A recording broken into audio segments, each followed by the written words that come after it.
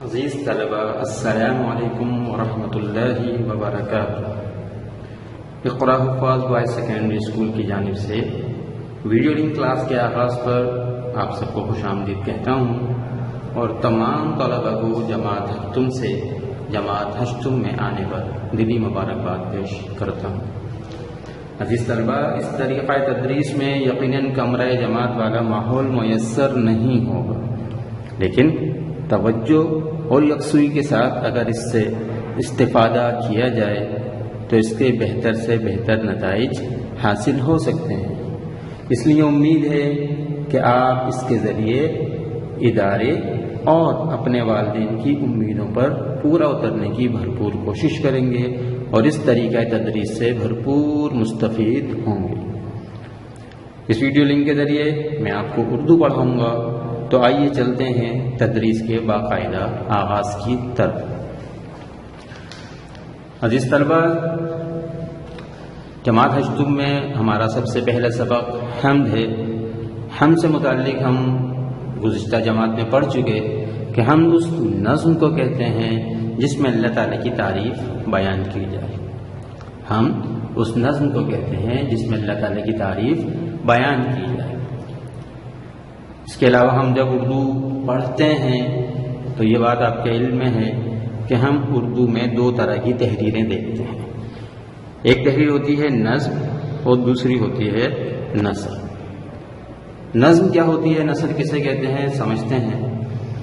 نظم منظوم عبارت کو کہتے ہیں، یعنی جس میں شاعر نے اشعار کی صورت میں اپنی بات کو مکمل کیا ہو، جبکہ نثر غیر منظوم عبارت کو کہتے ہیں، یعنی جس میں شاعر نے جملوں کی شکل میں سادہ گفتگو کی شکل میں اپنی بات کو کہا گیا ہو۔ یہ نظم اور نثر کا فرق ہے۔ اسی طرح جب ہم اردو پڑھتے ہیں تو اردو پڑھنے کے کچھ خاص مقاصد ہوتے ہیں۔ اس میں سے بنیادی مقاصد یہ ہیں کہ ہم اردو اچھے انداز سے، مناسب انداز سے لکھنا، پڑھنا اور بولنا سیکھ سکیں۔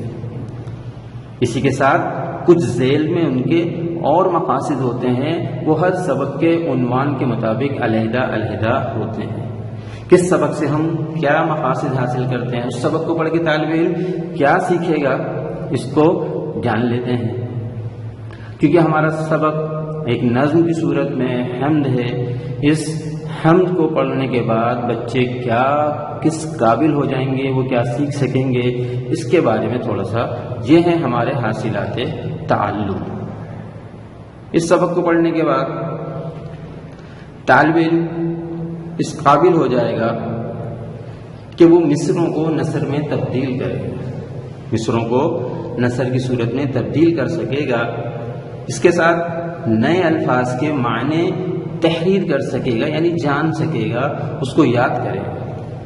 اور جیسے ابھی ہم نے پڑھا نظم اور نثر کا فرق، وہ سمجھ سکے گا، ہم کسے کہتے ہیں یہ جان لے گا۔ اس کے ساتھ ساتھ نظم کے ساتھ کچھ مخصوص قواعد ہوتے ہیں، ان کو سمجھے گا، جس میں مطلع، مقطع، ردیف اور قافیہ کی تعریفات شامل ہیں۔ طالب علم ان تمام تعریفوں کو سمجھ سکے گا، ان کے استعمال کو جان سکے گا۔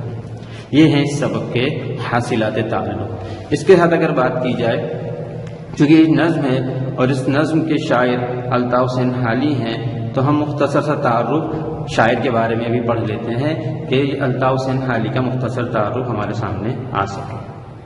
اگر ہم دیکھیں، بورڈ پہ دیکھیں غور سے، نام الطاف حسین، تخلص حالی، سن پیدائش 1837، خطاب شمس العلماء۔ حالی کی تصنیفات میں تصنیف کی جمع ہے، یعنی لکھی ہوئی کتابیں، اس میں مسدس حالی، حیات سعدی، یادگار غالب وغیرہ شامل ہیں۔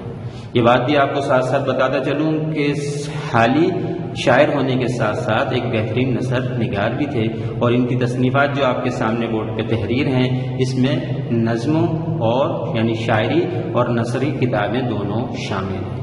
اور اس عظیم شخصیت کا انتقال 1914 میں ہوا، یعنی حالی کا سن وفات 1914 ہے۔ یہ ہمارے سبق کی آج کی ابتدائی گفتگو تھی. امید ہے کہ یہ باتیں آپ کو سمجھ میں آئی ہوں گی، اور ابھی ہم اس کے بارے میں انشاءاللہ اعادے کے طور پر آپ سے کچھ سوالات پوچھیں گے.